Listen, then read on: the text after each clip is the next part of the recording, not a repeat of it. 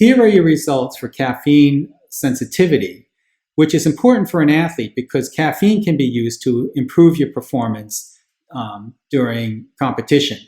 That's called an ergogenic effect, and how much caffeine to take and when you take it is different from person to person, and that's partly due to your inherent genetics that determines whether you're a slow metabolizer or fast metabolizer of caffeine.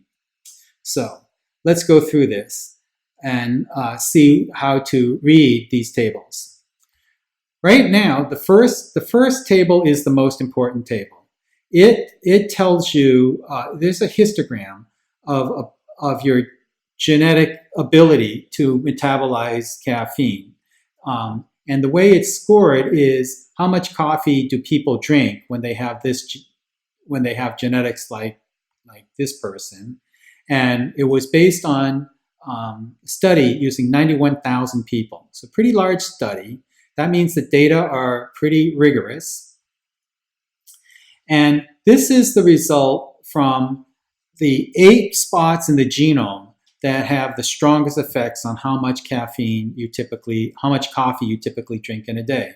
So if the average American drinks about 2 cups a day, then here, this person, which is way out here on the tail of the distribution, is drinking about a half a cup more than the average. Conversely, a person way out here on this tail would be drinking less coffee than average. Slow metabolizer, and on the right, fast metabolizer. This is strong because it really sums up the data from 8 different spots in the genome. These 8 spots are all listed here. And the first one, which people talk a lot about, is in this gene called CYP1A2. That gene encodes something called a cytochrome P450, which is an enzyme that destroys caffeine. So if you have active cytochrome P450, CYP1A2, if that's active, it destroys caffeine and you're a fast metabolizer. If it's less active, it doesn't destroy caffeine as fast and you're a slow metabolizer. Fast metabolizers have a T, and so this person had 2 T's. And slow metabolizers have a C, so 2 C's would be a slow metabolizer. Okay. There's this study down here, which we put in because it wasn't based on coffee drinking, which athletes, how many cups of coffee isn't the point. This was based on how fast can you do a time trial. And in this study, they took 100 athletes and did time trial and said, how does caffeine affect your time trial?